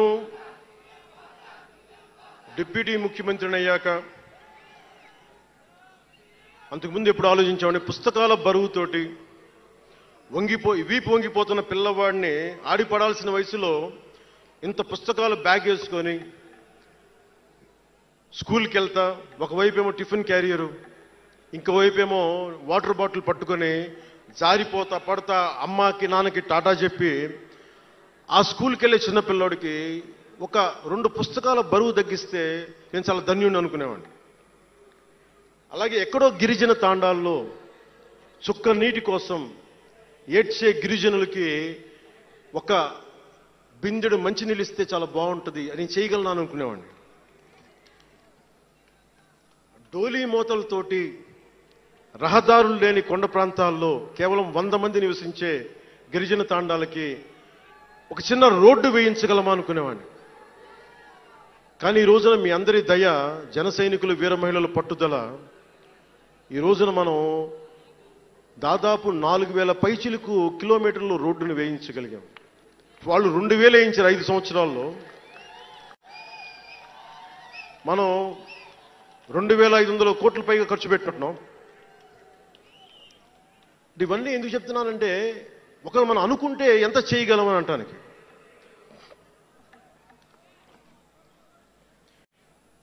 సమస్యలు ఏమున్నాయి మన దేశంలో ఇప్పుడంటే, ముఖ్యంగా పార్టీలో వేదిక పైన ఉన్న నాయకులకి, జన సైనికులకి, మీ అందరికీ కూడా ఇది చాలా కీలకమైన సమయం. 2047 విజన్ అని మాట్లాడుతున్నారు గౌరవ ముఖ్యమంత్రి గారు. 2047 ప్రధానమంత్రి గారు మాట్లాడుతున్నారు. వికసిత్ భారత్, స్వర్ణ ఆంధ్రప్రదేశ్, $2 ట్రిలియన్ ఎకానమీ, భారతదేశం ప్రపంచంలోనే 3వ ఆర్థికంగా బలంగా ఉండే దేశం అవ్వాలని ఆలోచిస్తూ ఉన్నాం. ఇంత బలమైన దేశం కావాలి అంటే బలమైన ప్రజలు ఉండాలి, బలమైన నాయకత్వం ఉండాలి. నేను ఎందుకు ఇంత తపన పడతాను మీ అందరి కోసం అంటే, నాకు ఈజీగా వెళ్ళిపోయే వ్యక్తులు అవసరం లేదు, నాకు గోల చేసే వ్యక్తులు అవసరం లేదు. దేశం కోసం నిలబడే యువత కావాలి నాకు, చీల్చి చెండాడే యువత కావాలి నాకు దేశం కోసం.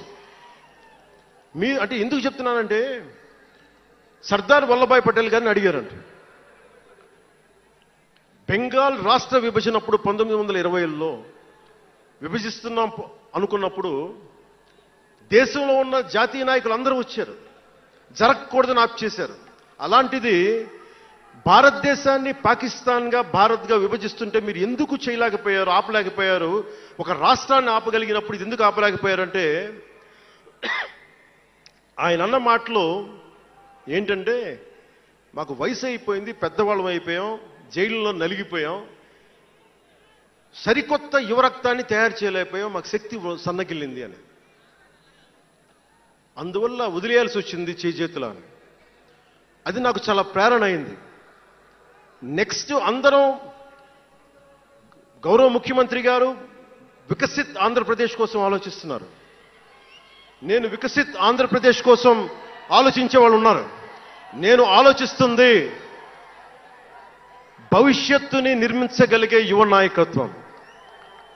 ఈరోజు ఒక్కడు తలుచుకుంటే ఎంతమంది ఎమ్మెల్యేలు వచ్చారో చూడండి. ఫస్ట్ టైం ఎమ్మెల్యేలు ఎంతమంది ఉన్నారు. అలాంటిది మీ నుంచి ఊరికి 100 మంది నాయకుల్ని తయారు చేయాలి. రాష్ట్రం నుంచి జాతీయ స్థాయిలోకి వెళ్ళగలిగే 100 మంది నాయకుల్ని తయారు చేయగలగాలి. అదే నా లక్ష్యం, నా స్వప్నం 2047కి. అంటే ఎలా ఉండాలి అంటే విదేశాలకి వెళ్లాల్సిన అవసరం రాకూడదు. ఇంక మన దేశానికి మనం వీసాలు డినైల్ చేసేంత స్థాయి భారతదేశంలో ఉండాలి అంటే దేశాన్ని, సమాజాన్ని నడిపే నాయకులు మీలో నుంచే పుట్టాలి. నేను చేస్తాను దానికి ప్రోగ్రామ్స్. ఈ రోజున వేదిక పైన ఉన్న స్పోక్స్ పర్సన్స్ అందరూ ఎలా వచ్చారనుకుంటున్నారు మీరు? హరిప్రసాద్ గారికే చెప్పాను నేను, సార్ ఎలా చేయమంటారు సార్ మమ్మల్ని అని అడిగితే, మీరు వెళ్ళి జనంలోకి వెళ్ళండి, ఎవరైతే మాట్లాడగలరో వాళ్ళు పిలవండి అంటే, అలా పిలిస్తేనే ఇక్కడున్న స్పోక్స్ పర్సన్స్ అందరూ కూడా జనం మధ్యలోంచి పికప్ చేసిన వాళ్ళు అలా తయారు చేశాం. పార్టీ నిర్మాణాన్ని అలా చేశాం. నా కోరిక ఆంధ్రప్రదేశ్, తెలంగాణ నుంచి దేశాన్ని ప్రభావితం చేసే 100 మంది యువ నాయకుల్ని, మహిళలు కావచ్చు, యువకులు కావచ్చు, అదే నా లక్ష్యం. దానికోసం పనిచేద్దాం మనందరం. ఎందుకంటే సరైన నాయకులు లేకపోతే చిల్లర వేషాలు వేసేవాళ్ళు, పనికి మాలిన వేషాలు వేసేవాళ్ళు చూశాం కదా గత ప్రభుత్వంలో ఎలా ప్రవర్తించారు. వాళ్ళు వచ్చారు అంటే బలహీనత మనది, తప్పు మనది. ఎవడు వచ్చినా వదిలేస్తున్నాం మనం. అందుకని మీరందరూ దానికి సంసిద్ధం అవ్వండి. ఇంకొక మాట వాళ్ళు మాట్లాడింది ఇందాక ఆ ఇంగ్లీష్ పత్రికలో, ఒకటి చె గెవేరా గురించి మాట్లాడారు, దానికి సమాధానం చెప్పాను.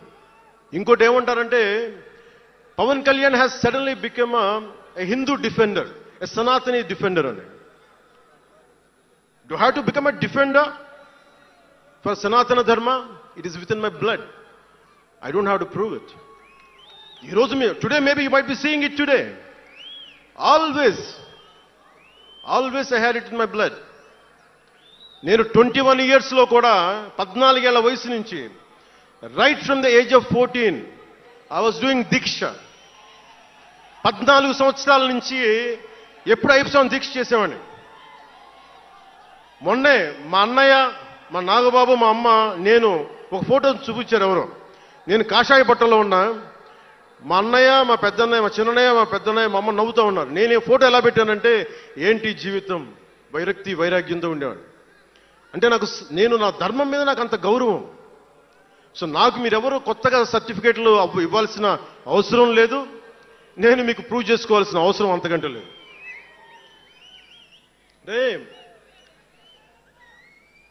చిన్నప్పుడు ఎలా ఉండేయంటే పరిస్థితులు, ఏదైనా మాట్లాడదాం వీళ్ళందరితో అంటే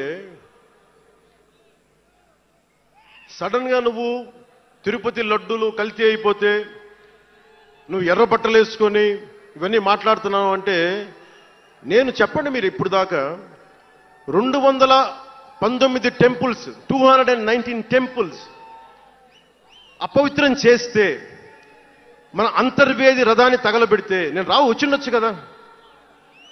రామతీర్థంలో రామచంద్రుల వారి విగ్రహాన్ని తల నరికేస్తే నేను బయటకు వచ్చి గోల చేసి ఉండొచ్చు కదా. ఎందుకు స్టేట్మెంట్గా పరిమితం అయ్యాం? చిన్నప్పటి నుంచి మా ఇంట్లో రామనామ జపం ఉండేది. మా నాన్న ఉమ్మడి కమ్యూనిస్ట్ పార్టీ సభ్యుడు, ఎథీస్ట్ ఒకప్పుడు, టీన్స్లో 20లో.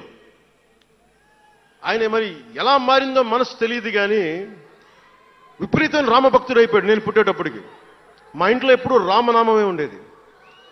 ఆ రామనామాన్ని జపిస్తూనే నాకు జబ్బు వచ్చినా మా నాన్న రామనామమే చెప్పేవాడు.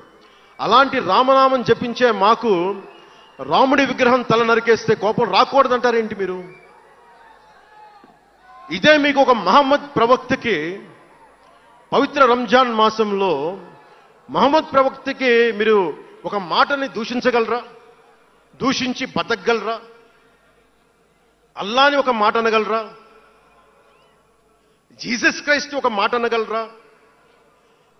మేరీ మాతని ఒక మాట అనగలరా? కానీ పార్వతీ దేవిని తిడతారు, లక్ష్మీ మాతని తిడతారు. అంటే నువ్వు ఇస్లాంకి అపవిత్రం జరిగితే మాట్లాడితే సెక్యులరిజం, జగన్మాతకి కానీ, పార్వతీదేవికి కానీ, శివుడికి కానీ, రాముడికి కానీ, అయ్యప్పకి కానీ అపవిత్రం జరిగితే మా మనోభావాలు బాధపడకూడదు, గాయపడకూడదు, నోరు మూసుకొని కూర్చోవాలి. ఆ జనరేషన్ పోయిందిరా బాబు, ఆ జనరేషన్ పోయింది. ఒక తప్పుని తప్పుగానే చెప్తాం. ఒక హిందువు ఒక ముస్లిం పట్ల తప్పు చేస్తే తప్పనే చెప్తాం. ఓల్డ్ సిటీలో ఉండే ఒక నాయకుడు 15 నిమిషాలు కళ్ళు మూసుకోండి, పోలీసుల్ని మేము హిందువులకి ఏంటో మేము చూపిస్తామంటే అది తప్పు పట్టకూడదంటే ఎట్లా? అది మతోన్మాదమా? ఏం మాట్లాడుతున్నారు మీరు? బతుకమ్మ బతుకమ్మ బతుకమ్మ అని చెప్పి బతుకమ్మ పాటని మీరు వెటకారం చేసి ఓల్డ్ సిటీ నాయకుడు మాట్లాడితే దాన్ని డిఫెండ్ చేసుకోవటం హిందూ అహంకారం అంటే నేను ఏం చెప్పండి? నేను అంటే అల్లాహకు ఒక న్యాయం, మహమ్మద్కి ఒక న్యాయం, అమ్మవారికి ఇంకో న్యాయమా? అలా కుదరదు బాబు. ఈ ధర్మం అందరికీ సమాన అవకాశం ఇచ్చింది. సనాతన ధర్మం ఉండబట్టే విజయనగర రాజులు మస్జిద్ కట్టించారు. సనాతన ధర్మం కాబట్టే బంగ్లాదేశ్ని హిందువుల రక్తంతో తడిపి బంగ్లాదేశ్కి విముక్తి కలిగించాం. ఈ చరిత్ర తెలుసుకుంటే కదా. దేశ విభజన జరిగింది. మీరు ఎంతమందికి తెలుసు దేశ విభజన కష్టాలు? మీరు సినిమాలు నరుస్తారు, అక్కడ తాగిపోయారు మీరు. నేను అక్కడ తాగలా. నేను అమితాబ్కి ఫ్యాన్ని, నేను చిరంజీవి గారికి ఫ్యాన్ని, కానీ దేశానికి అంతకంటే పెద్ద ఫ్యాన్ నేను. అంటే మీరు మనందరికీ బాబాసాహెబ్ అంబేద్కర్ గారి గురించి తెలుసు. First law minister of Bharat. ఎక్కడికి వెళ్ళినా ఆయనకి 100 అడుగులో, తెలంగాణకి వెళ్ళినా, ఆంధ్రాకి వెళ్ళినా 100 అడుగులు ఇంకా పైన విగ్రహం పెట్టి మనం ఆరాధిస్తాం. మీకు ఎవరికైనా తెలుసా? అంటే సనాతన ధర్మాన్ని తిడతా ఉంటారు. మీకు ఎవరికైనా తెలుసా? పాకిస్తాన్ ఫస్ట్ లా మినిస్టర్ దళిత కమ్యూనిటీకి చెందిన జోగేంద్రనాథ్ మండల్. ఆయన పేరు ఎప్పుడైనా విన్నారా? ఎంతమంది వినుంటారు? ఆయన ఏ పరిస్థితిలో చచ్చిపోయారో తెలుసా? ఆయన నేను భారతదేశాన్ని నమ్మను, పాకిస్తాన్ని నమ్ముతాను అంటే అంబేద్కర్ గారితో సహా చాలా మంది వద్దని చెప్పినా కానీ ఆయన పాకిస్తాన్కి వెళ్ళిపోయి దాన్ని బంగ్లాదేశ్లో చాలా హిందూ జిల్లాలు కలిపేసి ఆయన దళిత కులాల నుంచి వచ్చిన వ్యక్తి. అందరూ ఆయన మాటలు నమ్మి ఆయన సమాజం హిందువులందరూ ఉండిపోతే దేశ విభజన తర్వాత జరిగిన గొడవల్లో దాదాపు ఆయన కుటుంబంలో బంధువులందరినీ ఊచకోతకోసి చంపేశారు. పాకిస్తాన్ లా మినిస్టర్గా వెళ్ళిన వ్యక్తి భారతదేశానికి తిరిగి కాందీసుకుడుగా వచ్చి చనిపోయారు ఆయన. అంటే ఏం చెప్తున్నది ఇది? 10-12% ఉండే హిందువులు పాకిస్తాన్లో, 10-12% ఉండే హిందువులు ఉండే పాకిస్తాన్లో, బలూచిస్తాన్లో అంతమంది ఉండే హిందువులు ఈ రోజున 1%-2% పడిపోయారు. బంగ్లాదేశ్ గొడవల నుంచి హిందువులు పారిపోతున్నారు. మన దేశంలో అలా జరిగిందా? ఎంత మర్యాద ఇస్తాం ఇస్లాంకి? నా దగ్గర ఉండే వ్యక్తులను అడగండి, ఇస్లాం పాటించే నా దగ్గర ఉండే నా సన్నిహితులను అడగండి. ఇది పవన్ కళ్యాణ్ గొప్పతనం కాదు, సనాతన ధర్మం నాకు నేర్పింది ఇది. నువ్వు రాముణ్ణి ఆరాధించు, అల్లాని గౌరవించు, అల్లాని ద్వేషించమని మాకు సనాతన ధర్మం చెప్పలా. ఇది చెప్పాలి, అర్థం చేసుకోవాలి. ఇది ఈ సూడో సెక్యులరిస్టులు, కుహానా సెక్యులర్ వాదులు. నేను ఒకసారి వైజాగ్లో 19లో ఒక సీనియర్ నాయకుల్ని అడిగాను. నేనేమడిగానంటే secularism, what is the true meaning of secularism అని. అలా మాట వచ్చి నేనేమడిగానంటే, మీరు ఒక హిందువు తప్పు చేస్తే ఖండించండి, ఒక ముస్లిం పట్ల ద్రోహం చేస్తే ఖండించండి, శిక్షించండి. అలాగే ఒక ముస్లిం ఒక హిందువుల్ని ద్వేషించినా దాడి చేసినా శిక్షించండి. ఇద్దరికి శిక్ష ఒకటే. అలా కాకుండా వీళ్ళనంటే ఓట్లు పోతాయి, వీళ్ళంటే ఓట్లు పోవని ఓట్లు రాజకీయం చేస్తేనే కదా ఈ రోజున ఇంత హైందవం భగవాన్ ఎందుకు ఉందంటే దీనివల్లే. Because of pseudo secularists. ఈ రోజున ఇది జరుగుతుందంటే because of you pseudo secularists, because of you. మీరే కనుక secularism, if you would have applied in the true spirit, there would have no need for the changes what are there today. మీరు చేసే తప్పులు ఆ రోజు నేను అడిగా. ఓల్డ్ సిటీలో పతబస్తీ హైదరాబాద్లో మీరు 15 నిమిషాలు మీరు కళ్ళు మూసుకోండి, పోలీసుల్ని మేము హిందువులకి ఏంటో చూపిస్తామంటే నువ్వు ఎవరిని ఉద్దేశించి మాట్లాడుతున్నావు? హిందూ అంటే దాంట్లో పవన్ కళ్యాణ్ కూడా ఉన్నాడు. పొద్దున్న లేస్తే నేను హనీఫ్, అబ్దుల్, మొత్తం రహీం వాళ్ళతోనే ఉంటాను నేను. కానీ నేను వాళ్ళతో ఉన్నాను కదా అని చెప్పి నాకు బాధ రాదని మీరు అనుకోకండి, తప్పది. ఓ గలత్ హై భయ్యా, తప్పది. వస్తుంది బాధ. నేను ఎవరిని నిందించట్లా. తిరుపతి కల్తీ లడ్డు చేస్తే నేను ముస్లింలను నిందించలా, క్రిస్టియన్లను నిందించలా. నేను నిందించింది దోషుల్ని పట్టుకోమని. చివరికి ఏం తేలారు? వాళ్ళందరూ హిందువులే కదా. నేను మాట్లాడుతుంది ఇది. This is secularism. If there is true secularism, మన నాయకులందరికీ చెప్తున్నాను, మీ అందరికీ చెప్తున్నాను, true secularism should be applied in the true spirit, not for damn convenient vote bank politics. Don't do it. Janasena is not for it. ఒక తప్పుని తప్పుగానే చెప్తాం. అంటే నేను ఎందుకు చెప్తున్నాను మీకు మాట అంటే, నారాజు గాకుర మా అన్నయ్య నజీర్ అన్నయ్య ముద్దుల కన్నయ్య, మన రోజు మనకుంది మన్నయ్య అన్నామంటే డాన్సులు చేశా మీ సరదా కోసం. 1 minute డప్పులతో దీంతో డాన్సులు చేసి అది మీ సరదా కోసం. కానీ నా కోసం ఆ లిరిక్ రాసుకున్నా. దేనికి రాశాను? గుజరాత్లో ఆ మారణహోమం జరిగితే దానికి చాలా మంది ముస్లింలు చనిపోతే బాధతోటి నా హృదయం స్పందించి మాస్టర్జీ అనే ఒక ప్రజా కవి చేత నేను రాయించాను ఆ పాట. దాన్ని ఖండించినప్పుడు నేనేమనేది ఏంటంటే, అంటే నేను అంత నిష్పక్షపాతంగా ఉంటాను. నేననేది ఏంటంటే, గోద్రా మారణహోమం జరిగినప్పుడు ఖండించాలి, ఖండింపబడాలి. There is no second thought about it. కానీ అసలు ఎందుకు జరిగింది అని ఆలోచిస్తే, కరసేవక్స్ రామ భజన చేసుకుంటూ ట్రైన్లోకి వెళ్తే ఒక గోద్రాలో ట్రైన్ తగలబెట్టేశారు. మరి దాని గురించి కూడా మాట్లాడాలి కదా. ఇది తప్పు, ఇది కూడా తప్పే. అలా జరుగుకుండా ఉండాల్సింది. బాధే నాకు. ఆ రోజు నేను సినిమాలో ఉన్నా కాబట్టి నారాజు గాకరని పెట్టా. అదే గనుక అలాంటి సంఘటన నుండి ఏం చేయాలి మనం? అలాంటి తప్పులు జరిగితే మొదటి తప్పు చేసిన వాడినే వెతికి వెతికి పట్టుకొని జ్యూస్ లాగా సెకండ్ వరల్డ్ వార్లో జర్మనీని ఎలాగా సౌత్ అమెరికాకి వెళ్ళినా ఎలా పట్టుకొని శిక్షించారో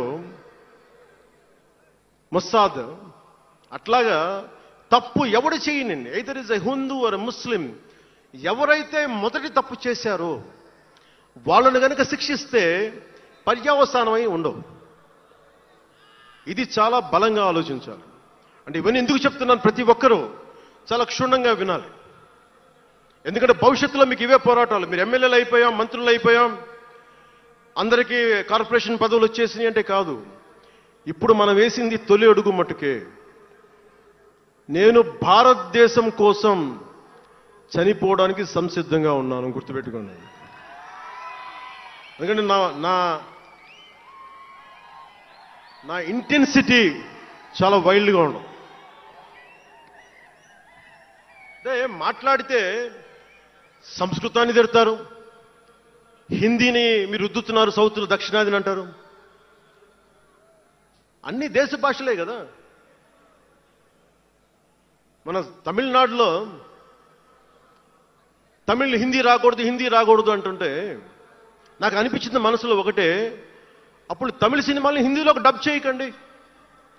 డబ్బులేమో హిందీ నుంచి కావాలి, ఉత్తరప్రదేశ్ నుంచి డబ్బులు కావాలి,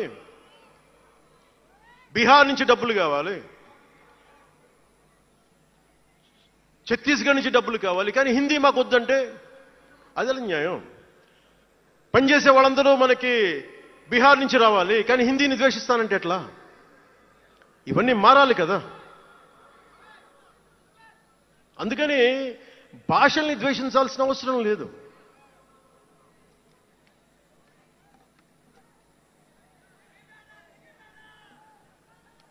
అంటే మనం ముఖ్యంగా హిందువులందరికీ నేను చెప్తా ఉన్నాను,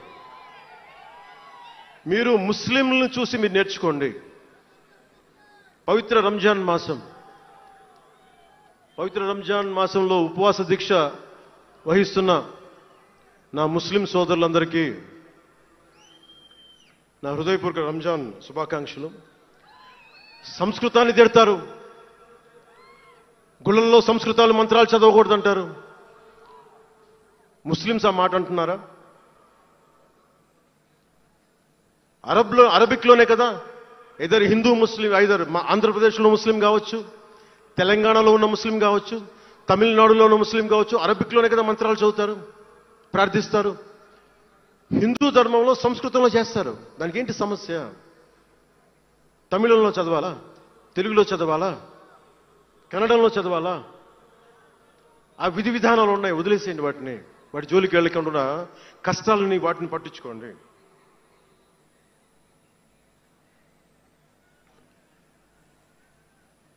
మాట్లాడితే భారతదేశాన్ని ఉత్తరం దక్షిణం అంటూ ఉంటారు.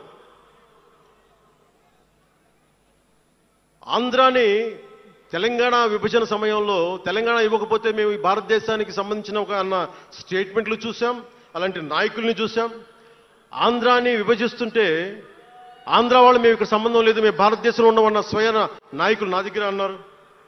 అంటే తెలంగాణ ఇవ్వకపోయినా, ఆంధ్ర ఇవ్వకపోయినా, విడగొట్టినా మేము భారతదేశంలోంచి విడిపోతామన్న మాటలు మీరు ఎలా మాట్లాడతారు? అంటే ప్రతి ఒక్కరికి కోపం వచ్చినప్పుడల్లా కట్ చేయడానికి భారతదేశం ఏదైనా కేక్ ముక్కడ్డా మీ అందరికీ? కట్ చేయడానికి, భారతదేశ సమగ్రతని విధ్వంసం చేయడానికి ఒక్కడు ఉంటే నాలాంటి వాళ్ళు 10 కోట్ల మంది బయటకు వస్తారు. తస్మాత్ జాగ్రత్త. నార్త్ సౌత్ డిబేట్కి నా సమాధానం ఒకటే. ఉత్తరాదిన ఉన్న హిమాలయాల్లో ఉంది పరమశివుని కైలాసం. దక్షిణాదిన ఆయన కుమారుడు కుమారస్వామి మురుగన్ నివాసం. ఈ దేశాన్ని విడగొట్టే ధైర్యం, సాహసం ఎవ్వడికి ఉందని నేను అనుకోను. ఆ భయం నాకు లేదు.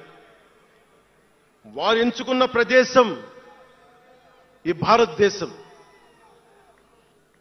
అలాంటి దేశాన్ని విడగొట్టాలి అనుకుంటే ఒకసారి ఆలోచించి మాట్లాడండి. భాష వేరు, భావం వేరు. మీరు బయట వారు, మేము లోపల వారం. మీరు ఉత్తరాది వాళ్ళు తెల్లగా ఉంటారు, మేము దక్షిణాది వాళ్ళు నల్లగా ఉంటామంటే మా ఇంట్లోనే ఒకళ్ళు, మా అన్నయ్య 6 అడుగులు 2 అంగుళాలు 3 అంగుళాలు, నేనేమో 5 అడుగులు 9-10 అంగుళాలు నేను. మా బంధువుల్లో అన్ని రకాల వాళ్ళు ఉంటాం.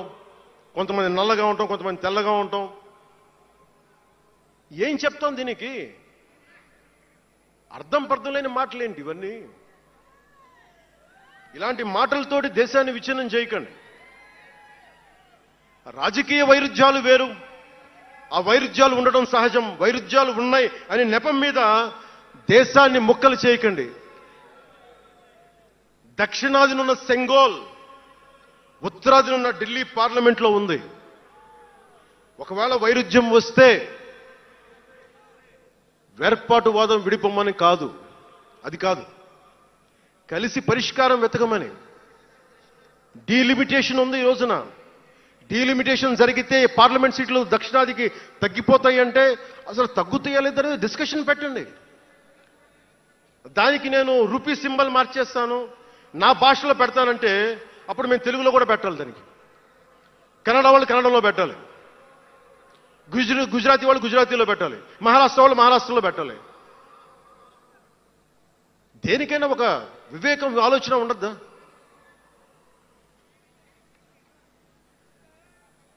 ఉన్నత పదవుల్లో ఉన్నవారు మీరు చాలా ఆలోచించి చేయాలి, చాలా ప్రభావితం చేస్తాయి మీ మాటలు. ఒకటి విధ్వంసం చేయడం తేలిక, ఒకటి నిర్మాణం చేయడం తేలిక, కష్టం. నేను వివక్ష అనిపించలేదు అనుకుంటున్నారా మీరందరూ? తమిళనాడులో పెరిగినప్పుడు 14 ఏళ్ల వయసులో నేను తమిళనాడులో పెరిగినప్పుడు మైలాపూర్ స్కూల్ అన్నారే, గొల్టింగ వాడ అని పిలిచేవాళ్ళు. నేను నాకు అర్థమయ్యేది కదా గొల్టీ అంటే ఏంటి అనుకునేవాడిని. అదొక డెరిగేటెడ్ టర్మ్ అది. నేను మా మాస్టర్ గారిని అడిగాను, రామ్నాథన్ గారిని అడిగాను, సార్ ఇంత మాదిరి சொல்றாங்க సార్, గొల్టీని சொல்றாங்க సార్ అంటే ఆయన నాకు ఒకటే మాట చెప్పాడు. వాళ్ళని పిలిచాడు, వాళ్ళని తిట్టాడు. ఏదో ఏంటి సార్ గొల్టీ, ఎందుకు సార్ గొల్టీ మీనింగ్ అంటే ఆయన ఏదో నవ్వి వదిలేసి ఆయన ఒక మాట అన్నాడు, అరే తెలుగుని రివర్స్ பண்ண గొల్టీ అని சொல்லுவாங்கடா, அப்படி என்ன பெரியார் வந்து தெலுங்குக்காரன் தான்டா, பெரியார் வந்து தெலுங்குக்காரன் தான், బలిజన్ నాయకుడు సార్ అవరు. ఆ టైంలో ఇప్పుడు మన తిరుపతి రాయలసీమలో ఉండే బలిజ నాయుడు కులానికి చెందిన వ్యక్తి పెరియార్ గారు, తెలుగు. ఆయన ద్రావిడ ఉద్యమ రూపకర్త. సో అందుకని భాషదేముంది, అందుకని దీన్ని పెట్టుకొని విధ్వంసం క్రియేట్ చేయడం సరైంది కాదు. నేను మీకోసం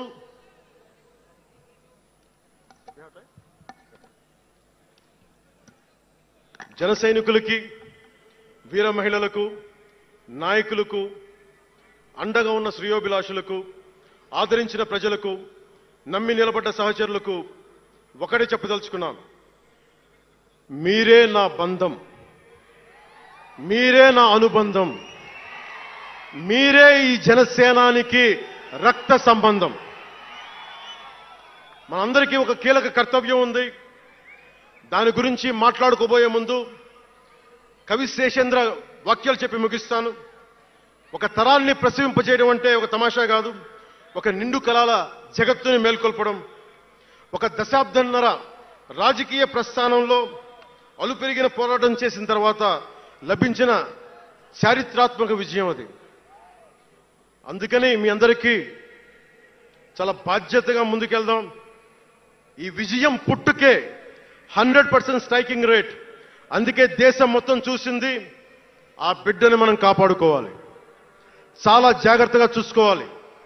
మనందరం ఈ బిడ్డ పట్ల ఎరుకుతో ఉండాలి, బాధ్యతతో కాపాడుకోవాలి.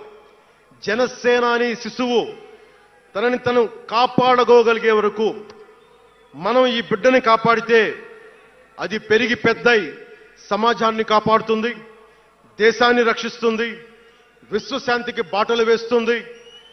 అందుకే ఈ బిడ్డని మనందరం కంటికి రెప్పలా కాపాడుకుందామని చెప్పి శపథం చేద్దాం.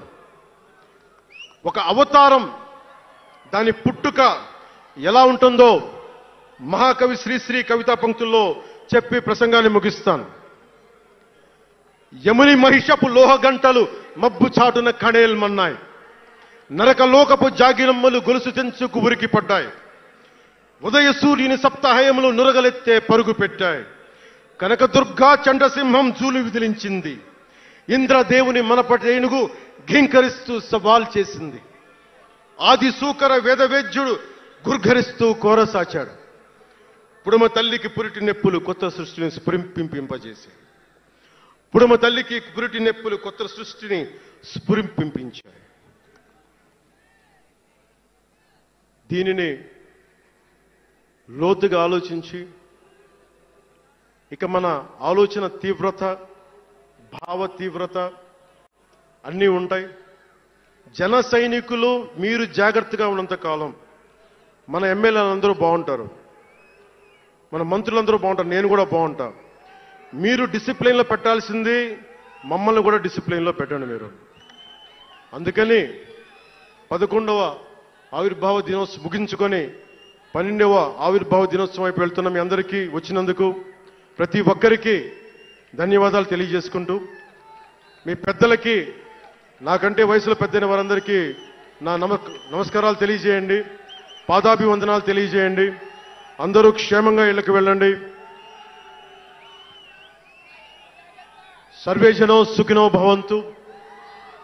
జై జనసేన, జై జనసేన, జై భారత్, జై హింద్.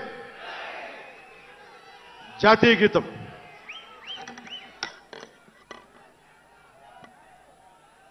जनगण मन अधिनायक जय हे भारत भाग्य विधाता।